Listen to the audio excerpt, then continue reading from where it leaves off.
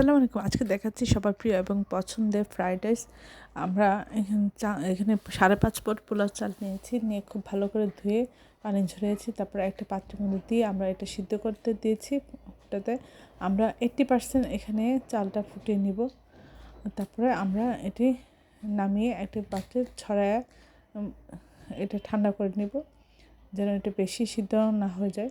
তারপর আমরা একটা পাত্রে আমরা পেঁয়াজ কাঁচামরিচ দিয়েছি এবং চিকেন ছোটো করে কেটে আমরা দিয়েছি, দিয়ে আমরা এভাবে ভেজে নেব। তারপরে 1 চামচ আদা বাটা, 1 চামচ রসুন বাটা দিয়েছি। এখানে আমরা মোট 5টি ডিম দিয়েছি। ডিমগুলো এভাবে ভেঙে তারপর নাড়াচাড়া করে রান্না করে নিব। তারপরে এর মধ্যে আমরা দিব গাজর কুচি, পেঁয়াজের কুচি, মটরশুঁটি, সব কিছু আমরা দিয়ে এখানে খুব ভালো করে আমরা নাড়াচাড়া করব। দেখুন কতটা সুন্দর দেখা যায়। এবং এর মধ্যে আমরা 2টা ক্যাপসিকাম কেটে দিয়েছি এবং সবগুলি আমরা নাড়াচাড়া করে সিদ্ধ করে নেব, ভেজে করে নেব। এর মধ্যে 1 চামচ দিয়েছি ধনিয়া গুঁড়া, 1 চামচ দিয়েছি মরিচ জিরার গুঁড়া দিয়ে আমরা খুব ভালো করে এটি সব কিছু রান্না করব এবং 1 চামচ বা পরিমাণ মতো লবণ দিব। আমরা এর মধ্যে কিছু টমেটো কেটে দিয়েছি। তারপরে সব কিছু আগে সবজিটা খুব ভালো করে আমরা রান্না করে নিব।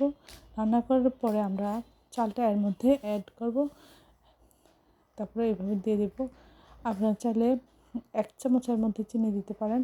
আর আমরা এর মধ্যে 1-2 চামচ ঘি অ্যাড করেছি, যেন এটা টেস্ট বেড়ে যায়। সব কিছু আমরা খুব ভালো করে এভাবে নেড়ে চেড়ে মিশিয়ে আমরা রান্না করে নেব। অসম্ভব মজা হয়েছিল, সবাই খুব পছন্দ করেছে। আপনারা আশা করি এই শীতে ফ্রাইড রাইসটা ট্রাই করবেন। এটা খুবই উপকারী এবং সুস্বাদু, বাচ্চাদের খুব পছন্দ। সবাই আমার চ্যানেলটি লাইক করুন, শেয়ার দেবেন, সাবস্ক্রাইব করবেন এবং প্রিয়জনকে বেশি বেশি করে শেয়ার দেবেন। তাহলে এই ধরনের সুন্দর সুন্দর। আসসালামু আলাইকুম। আজকে দেখাবো চাইনিজ সবজি বা বিয়েবাড়ির সবজি।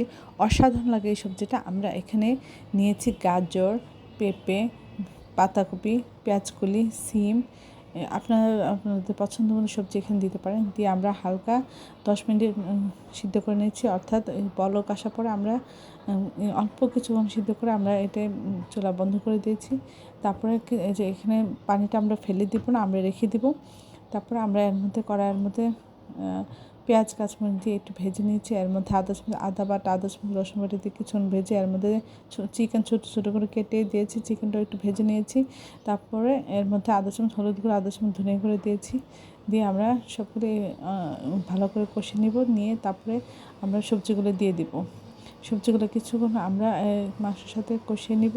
কষানোর পরে আমরা এর মধ্যে যে সবজি সিদ্ধর যে পানিটা ছিল সেটা দিয়ে দিব। দিয়ে আমরা এটা নাড়াচাড়া করে নিব।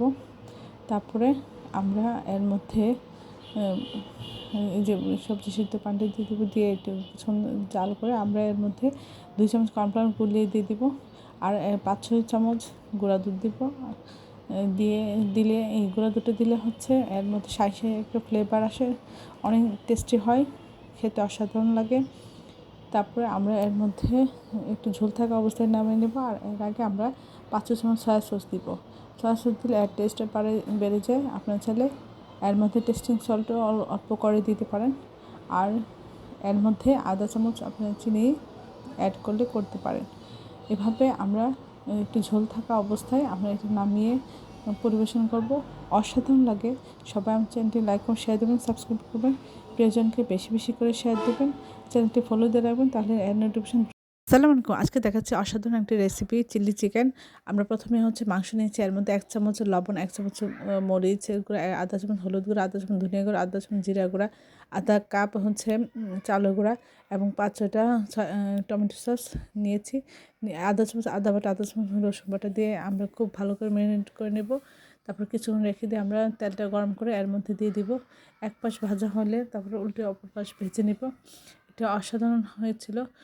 সব এই ধরনের মজার মজার সুন্দর সুন্দর ভিডিও পাওয়ার জন্য আমার চ্যানেলটি লাইক করুন, শেয়ার দেবেন, সাবস্ক্রাইব করবেন, তাহলে ভিডিওগুলো আপনারা দ্রুত পেয়ে যাবেন এবং প্রিয়জনকে বেশি বেশি বেশি করে শেয়ার দেবেন। এখন আমরা দিয়ে দিয়েছি তেলের মধ্যে পেঁয়াজ, কাঁচামরিচ এবং লাল মরিচ, শুকনো মরিচ। এর মধ্যে আমরা আধা চামচ আদা বাটা, আধা চামচ রসুন বাটা দিয়েছি, দিয়ে একটু ভেজে নিয়েছি। এখানে টমেটো পাকা টমেটো এবং হচ্ছে ক্যাপসিকাম দিয়েছি, দিয়ে কিছুটা ভেজে নিব। এর মধ্যে একটু ধনেপাতা দিয়ে দিয়েছি। তারপরে আমরা এর মধ্যে স্বাদ মতো লবণ দিয়েছি, আধা চামচ ঘি দিয়েছি। এর মধ্যে আমরা কর্নফ্লাওয়ার গুলিয়ে দিয়ে দিব, আর টমেটো সস 5-6টা, এবং এর মধ্যে হচ্ছে সয়া সস গুলিয়ে দিয়ে আমরা এর মধ্যে দিয়ে দিব। দিয়ে আমরা একটু ঢেকে এটা পুরোপুরি রান্না করে নিব। তারপর সব কিছু ঠিকঠাক হয়ে গেলে আমরা এটা নামিয়ে পরিবেশন করব। এটা অসাধারণ হয়েছিল। আপনারা এটা পোলাও দিয়ে পরিবেশন করতে পারেন বা নান, রুটি, পরোটা যে কোনোর সাথে খেতে পারেন। অসম্ভব মজা হয়। সবাই আমি চ্যানেলটি লাইক এবং শেয়ার এবং সাবস্ক্রাইব করবেন, তাহলে এই ধরনের সুন্দর সুন্দর ভিডিওগুলো আপনি দ্রুত পেয়ে যাবেন। আর আশা করি আপনার বাসায় একবার হলে ট্রাই করবেন। এটি করা খুবই সহজ এবং